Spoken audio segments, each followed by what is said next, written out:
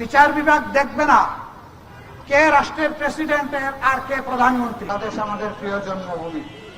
এখানে যুগের পর যুগ ধরে আমরা বিভিন্ন ধর্ম বর্ণের মানুষ মিলেমিশে শান্তিপূর্ণভাবে বসবাস করার চেষ্টা করছি। আল্লাহ তাআলা এই দেশটা আমাদেরকে দান করেছেন। পৃথিবীর বহু দেশে আমার যাওয়ার সুযোগ হয়েছে, কিন্তু জমিনের উপরে এত সবুজ চত্বর দুনিয়ার খুব কম দেশে আছে। বিস্তীর্ণ এলাকা মরুভূমি পাহাড়ে ভর্তি, আমাদের দেশে ওরকম নাই। যা আছে আল্লাহর নিয়ামত হিসাবে একেবারে সবুজ চাদরে ঢেকে আছে। আমাদের মাটির নিচে সম্পদ আছে, আমাদের মাটির উপরে সম্পদ আছে, আমাদের সমুদ্রে সম্পদ আছে, সমুদ্রের নিচে সম্পদ আছে, কিন্তু একটা সম্পদের অভাবে এদেশের মানুষ পুরোপুরি ভাবে শান্তি এবং সমৃদ্ধির মুখ দেখছে না। সেই সম্পদ হলো যারা দেশ পরিচালনা করেন, নেতৃত্ব দেন, তাদের মধ্যে চরিত্রের সম্পদের অভাব। আজকে এক এক করে স্বাধীনতার 54 বছর চলে গেল। এই সময়ে অনেক দল, অনেক শাসক এসেছেন। ক্ষমতায় বসার আগে সকলেই জনগণকে অনেক সুন্দর সুন্দর কথা বলে, কিন্তু ক্ষমতায় যখনই তারা বসছেন তখন তারা জনগণকে ভুলে যান।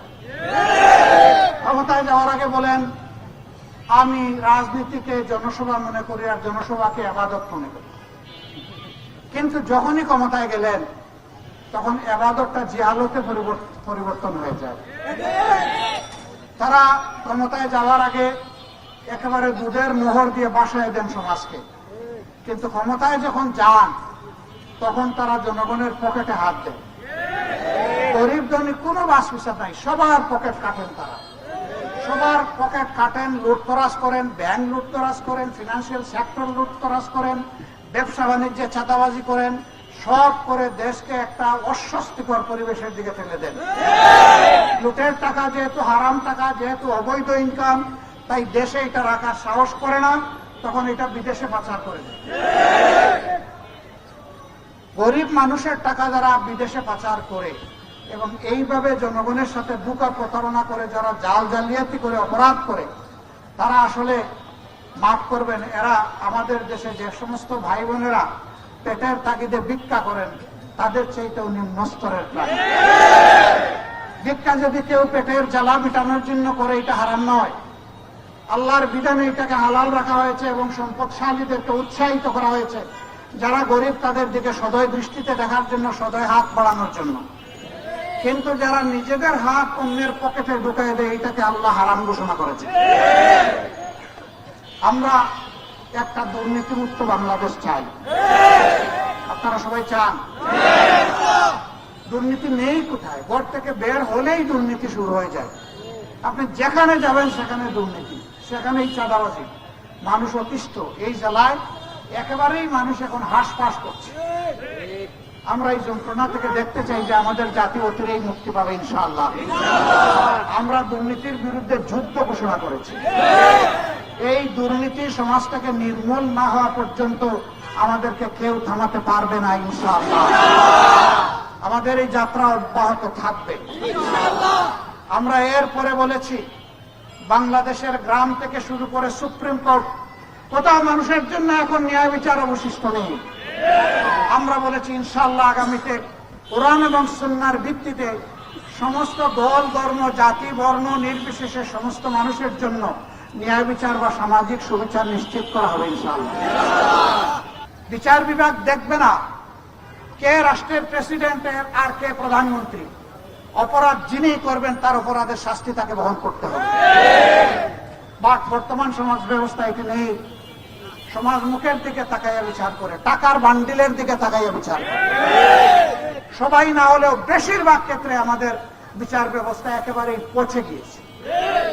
আমরা 15.5 বছর এই বিভৎস দৃশ্য দেখে এসেছি।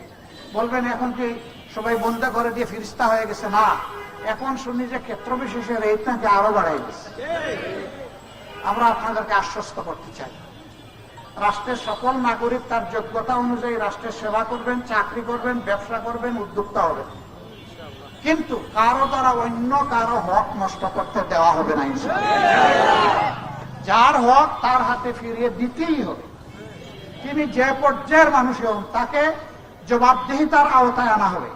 কেউ জবাবদিহিতার বাইরে থাকবেন না ইনশাআল্লাহ। আমাদের দেশে দুর্নীতি দমন কমিশন আছে, কিন্তু মাঝে মাঝে পত্রিকায় দেখবেন সেই কমিশনের স্বয়ং কর্তা ব্যক্তিরা দুর্নীতিতে গলা পর্যন্ত ডুবে গেছে।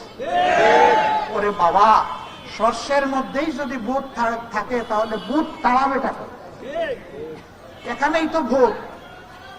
ইনশাআল্লাহ এখন যারা দুর্নীতি করে তারা হয়তো মনে করবে হায় রে বাবা, তাইলে তো না খেয়ে মরতে হবে। দেখি না বাবা, তোমাকেও না খেয়ে মরতে হবে না, কারণ তুমি তো ঘুষ নাও এক জায়গায় তোমার দফতরে, কিন্তু তোমাকে চলতে হয় সারা দেশে এবং দেশের অভ্যন্তরে।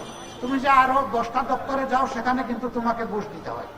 তুমি যদি তোমার দপ্তরের পরিচয় দাও, বলবে স্যার ওখানে তো আপনারটা আপনি নেন, এখানে আমারটা আমারে দেন। আপনি তো সব জায়গায় দিতে বাধ্য হবেন। ফলাফল কি? দিন শেষে হালাল তরিকায় হলে যেমন আপনার চলতো, দিন শেষে দিতে দিতে আপনার তহবিল উজাড় হয়ে যাবে, আপনার আর থাকবে না।